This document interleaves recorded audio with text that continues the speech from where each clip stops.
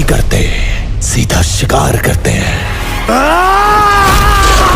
हाथी घोड़े तोप तलवारें, फौज तो तेरी सारी है, पर जंजीर में जकड़ा राजा मेरा अब भी सब पर भारी है। दोस्तों, फिल्म में कभी कलश की कही ये लाइनें वह दृश्य सामने ले आती है कि क्या खौफ रहा होगा जब मुगल शासक औरंगजेब की सल्तनत में बंदी बनकर खड़े रहने के बावजूद छत्रपति संभाजी महाराज ने मुगलों की नींव हिला दी थी। निर्देशित फिल्म छावा उसी शूरवीर मराठा योद्धा की कहानी को पर्दे पर लेकर आती है। दोस्तों, आपको बता दें कि फिल्म लेखक शिवाजी सावंत के मराठी उपन्यास छावा पर आधारित है। दोस्तों, फिल्म की शुरुआत अजय देवगन की आवाज में मुगलों और मराठाओं के इतिहास की झलक के साथ होती है। औरंगजेब अक्षय खन्ना को खबर मिलती है कि छत्रपति शिवाजी महाराज नहीं रहे। इस खबर से औरंगजेब बहुत खुश होता है। औरंगजेब को लगता है कि अब वो आराम से मराठा साम्राज्य पर कब्जा कर लेगा और उसकी सल्तनत को जला के राख कर देंगे। इस दौरान छत्रपति संभाजी महाराज विक्की कौशल मुगलों के सबसे कीमती शहर बुरहानपुर पर आक्रमण करके औरंगजेब की सेना को परास्त कर देते हैं। इस हार से औरंगजेब तिलमिला उठता है और गुस्से से मराठा साम्राज्य को खत्म करने की कसम खाता है।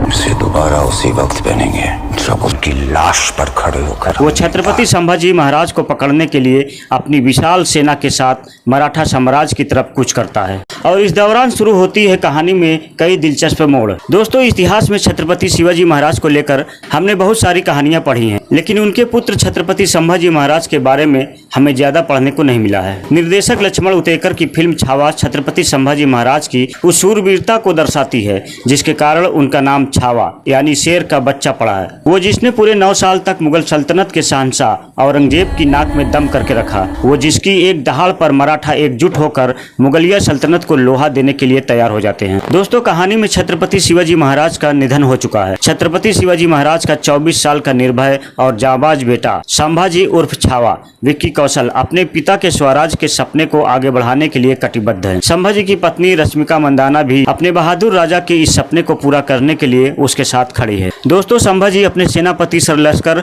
उर्फ हबीराव मोहिते, आशुतोष राणा और बहादुर सिपाहियों के साथ औरंगजेब की सल्तनत के आक्रमण करते हैं। मुगल सल्तनत को मराठा वीरों की सेना छठी का दूध याद दिला देती है। सीधा शिकार करते हैं।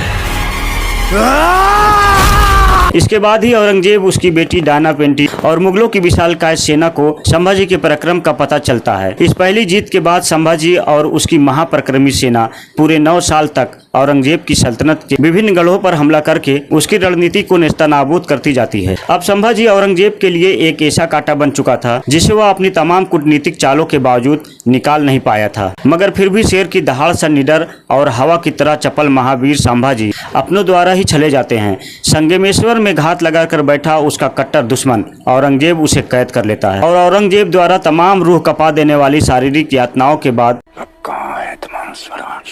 लाखों मराठा के नस नस में है स्वराज। क्या छावा अपने दुश्मन के आगे हार मान लेगा? दोस्तों, यह कहानी जानने के लिए वीडियो को अंत तक जरूर देखिए और वीडियो को लाइक शेयर करिए। अगर आप हमारे चैनल पर नए हैं तो चैनल को सब्सक्राइब जरूर करिए।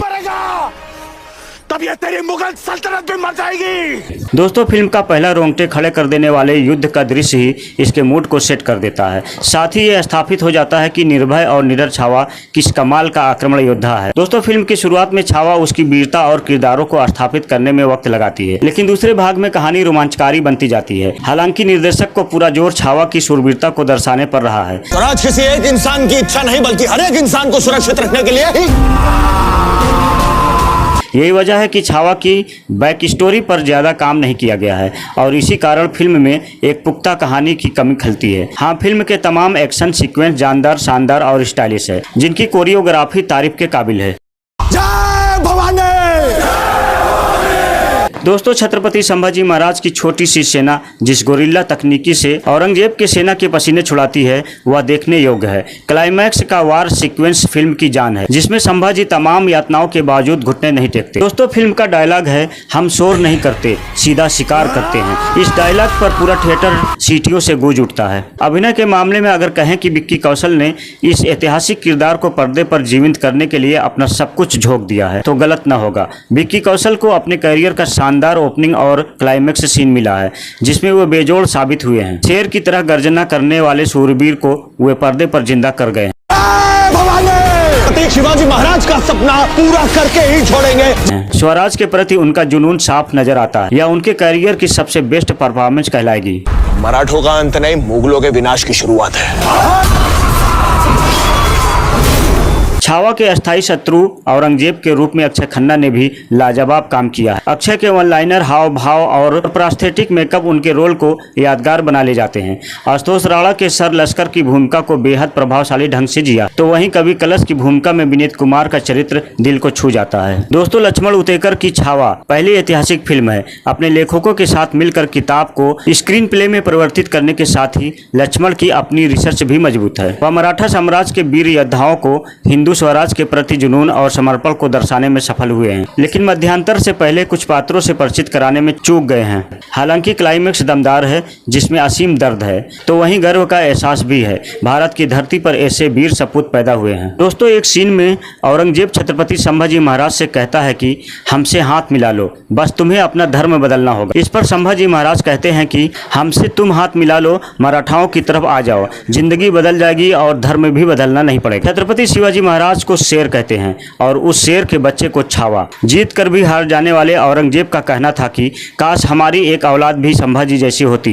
एहसास कराता कि कैसे इस योद्धा ने मुगलों को नाको चने चबवा दिए। सिनेमेटोग्राफर सौरभ गोस्वामी का सराहना बनती है, जिन्होंने गोरिल्ला युद्ध और मुगल सेना का संभाजी महाराज को धोखे से घेरने वाले दृश्यों को बड़ी ही बारीकी से फिल्माया है। विकी कौशल का कहना था कि उनके लिए सबसे बड़ी चुनौती यही थी कि वह छत्रपति संभाजी महाराज कैसे बन सकते हैं, और उस चुनौती को वह पूरी जिम्मेदारी के साथ पूरा करते हैं। कुशल योद्धा की तरह दुश्मनों को खदेड़ने से लेकर मराठाओं के स्वराज के प्रति अभिमान बढ़ाकर जोश भरने और क्लाइमेक्स में लहूलुहान बेड़ियों में जकड़े होने, आंखें, जीभ और नाखून निकालने के बावजूद सर ऊंचा करके मुगलों के सामने खड़े रहने वाले वीर मराठा योद्धा संभाजी महाराज के हर पल को विक्की ने जिया है। बेड़ियों में जकड़ कर जब उन्हें खींचा जाता है तो वाकई में लगता है कि जैसे किसी शेर को पकड़ लिया है। शेर के बच्चे को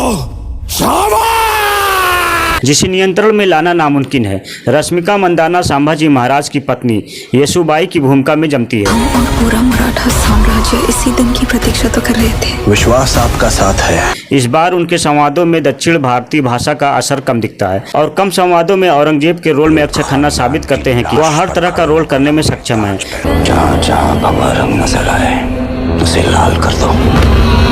कवि कलश की भूमिका में विनीत कुमार सिंह कवि से योद्धा बनने के सफर को जीते हैं। ए.आर. रहमान के संगीत, इरशाद कामिल के लिखे गीत कर्ण प्रिय हैं, लेकिन ढोल ताशे अगर होते तो महाराष्ट्र की मिट्टी से जुड़ना और आसान हो जाता। दोस्तों, हर कठिन परिस्थितियों में बाल संभाजी महाराज को शिवाजी महाराज की आवाज से मार्गदर्शन मिलने वाले दृश्य दिल को छूते हैं। औरंगजेब की सल्तनत में लहूलुहान होकर बेड़ियों में जकड़े संभाजी महाराज और कवि कलश के बीच कविताओं की प्रतियोगिता याद रह जाती है। दोस्तों, अपने पिता की तरह ही पराक्रमी योद्धा संभाजी राजे को लोग छावा यानी शेर का बच्चा भी कहकर बुलाते हैं। औरंगजेब का अंत होगा और अब्बा साहिब का सपना पूरा, हमें विश्वास ही नहीं यकीन है। दोस्तों, कुल मिलाकर फिल्म अच्छी है और छत्रपति संभाजी महाराज के बारे में जानने के लिए फिल्म को जरूर देखिए। और हमारी ये वीडियो आपको कैसी लगी हमें कमेंट में जरूर बताइए और वीडियो को लाइक शेयर करिए। अगर आप चैनल पर नए हैं तो चैनल को सब्सक्राइब जरूर करिए। सिवा गया और अपनी सोच जिंदा छोड़ गया।